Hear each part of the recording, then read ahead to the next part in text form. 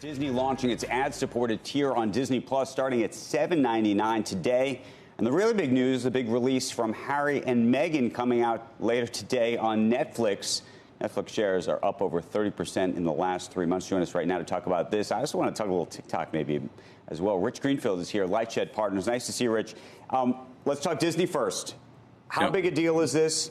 And how many folks do you think ultimately, I don't want to say downgrade, but effectively downgrade their subscription? Some of that will obviously get made up for on the other side by advertising, but is that a good thing or not? Look, this is Disney realizing they're relatively mature, meaning they've reached most of the customers who are going to pay for Disney Plus, and now pushing aggressively on price. Like just like the parks. I mean, if you think about it, parks have gone through multiple price increases in the last couple of years. Demand is crazy. This, I think, is looking at the streaming service saying they're losing $4 billion over the last 12 months on streaming. They need to get this to profitability. How are they going to do it is raising what was probably too low of a price and starting to really push on price. And look, people are pretty addicted. I mean, family content on Disney Plus, it's pretty hard to get rid of. Just like that DVD wall that you used to have that was like a babysitter on demand. Disney Plus is a pretty sticky kid service.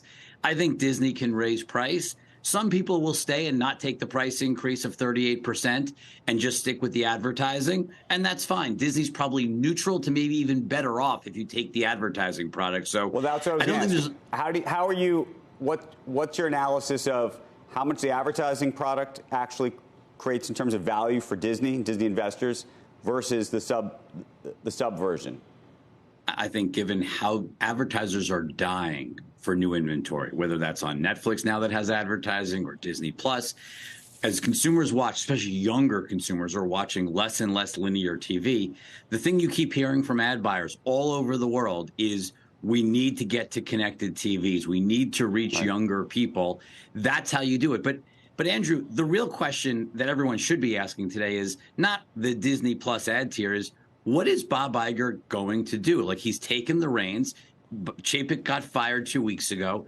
What is Bob Iger's plan? Are they sticking with sort of narrow Disney Plus, meaning Marvel, Lucas, Pixar, Disney Plus, or are they going general entertainment and really going after Netflix and going after, you know, combining Hulu, buying in Hulu, and whatever they're doing? What's your bet, and what do you want him to do?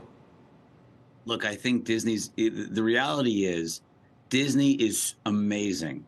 Theme parks, consumer products, Disney Studios, theater movies, like the big movies like Wakanda Forever, Avatar's coming up. It does feel like Disney is best suited to just being more narrow and really owning it, maybe selling Hulu, getting out of ESPN. Like, Disney is really, really good at what it does and what you know Disney to be. Do they really need to compete across all entertainment? That was certainly the concept behind the Fox transaction.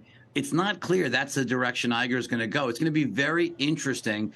Obviously, they're losing a lot of money. They need to fix that. And we haven't really heard. I mean, he's only been back a week or two. So, like, this is not a criticism. It's just that the entire world is sort of waiting to see what is Iger going to do. Rich, Netflix.